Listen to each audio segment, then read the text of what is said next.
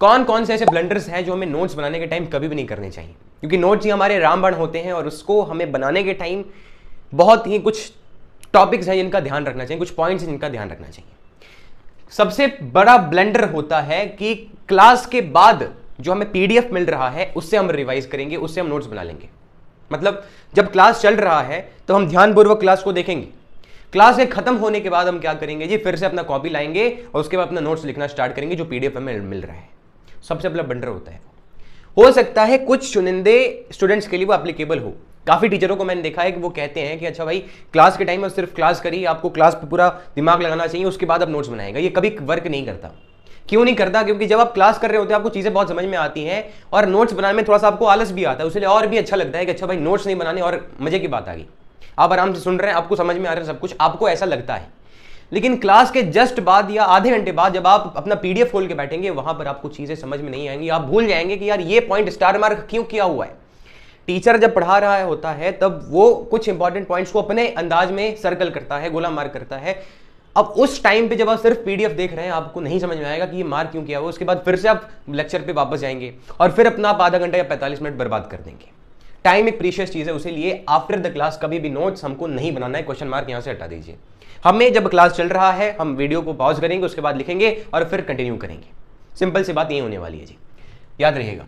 और फिर सबसे बड़ा ब्लंडर, उससे भी बड़ा ब्लंडर ये होता है कि जब क्लास में हमें टीचर क्वेश्चंस करा रहे हैं तब हम क्वेश्चंस को नहीं लिखेंगे।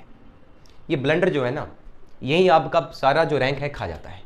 क्योंकि क्वेश्चंस जो आपका टीचर करा रहा है वो क्वेश्चंस बहुत इंपॉर्टेंट, चाहे वो कोई भी टीचर हो, चाहे वो किसी भी प्लेटफॉर्म से आप पढ़ रहे हैं, जो टीचर क्वेश्चन करा रहे हैं वो अपने एक्सपीरियंस से कराते हैं और वो क्वेश्चंस आपके प्रैक्टिस के लिए होते हैं। ये नहीं कि आपने एक बार देख लिया हो गया, आपको उसे नोट्स में अपने लिखना है, आपको वीडियो को पॉज करना है, उसे अपने नोट्स में लिखिए, उसके बाद फिर से लेक्चर को कंटिन्यू करिए उस हिसाब से। और जब क्लास में हो रहा है तो आपको मान लीजिए आप ऑफलाइन क्लासेस जा रहे हैं तो उसमें रफ में स्पीड में आप नोट्स लिख लीजिए, उसके क्वेश्चंस लिख लीजिए। ये नहीं कि क्वेश्चन हम बाद में कर लेंगे, किसी से मांग लेंगे, गलती मत करना कभी। और एक चीज जब आप नोट्स बना रहे हैं किन चीज का ध्यान रखना है कि कई बार कुछ कंसेप्चुअल पॉइंट्स होते हैं जो टीचर बताते हैं और उसके कहते हैं, मतलब हिंदी में बोल देते हैं, आप बोल दें कि ये चीज ऐसे याद रखना, तो आप इसमें ये मत करिए, रिजिड मत होइए कि नहीं जी मैं इंग्लिश ही लिखूंगा या फिर मैं हिंदी लिख रहा हूँ। वहां पर आप अपने जो देसी लैंग्वेज है, जिस भी लैंग्वेज को आप पसंद करते हैं, जो भी लैंग्वेज आपको बढ़िया समझ में आता है, उस लैंग्वेज में उस चीज को सर्कल करके लिख लीजिए। और एक और पॉइंट मैं ऐड करना चाहूंगा कि आपको एटलीस्ट 2 कलर के पेन इस्तेमाल करने चाहिए जब आप नोट्स बना रहे हैं। कोई भी कलर हो जाए, मतलब एक नॉर्मल कलर चलता रहे और एक ऐसा कलर हो जिसमें आप जो बहुत इंपॉर्टेंट टॉपिक्स हैं या फिर जो इंपॉर्टेंट टॉपिक्स है, फॉर्मूले हैं, क्वेश्चंस हैं, जो क्वेश्चंस हार्ड हैं, जिन क्वेश्चन से सारे कॉन्सेप्ट हमारे समझ में आ रहे हैं, उन सबको आप मार्क कर सके, स्टार मार्क कर लीजिए, डब्बे के अंदर डाल लीजिए, कुछ भी करिए। और जो पॉइंट्स, जो टॉपिक्स, जो फॉर्मूले, जो भी चीज, जो भी क्वेश्चंस हैं, जब टीचर कहते हैं कि बहुत इंपॉर्टेंट है, ये बार बार पूछा गया है, उसे आप जरूर हाईलाइट करिए, डब्बे के अंदर डाल दीजिए, ठीक है, दूसरे कलर पेन से। और फिर जो दूसरी चीज मैं आज डिस्कस करना चाहूंगा वो है कि अपनी प्रोडक्टिविटी हम कैसे इंक्रीज करें।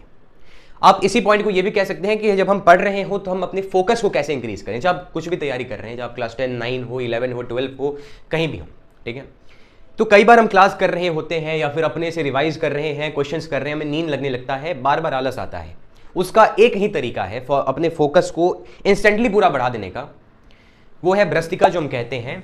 लंबा सांस आपको अंदर लेना है, मतलब सिंपली जब आप एकदम मन होने लगे कि अब उठ जाया जाए, टेबल में बैठा ही नहीं जा रहा है, एकदम नींद लग रहा है, तो उसके बाद से हटिए, उसके बाद एक ध्यान मुद्रा में बैठिए, उसके बाद लंबा सांस अंदर लीजिए और स्पीड से छोड़िए, इस तरीके से।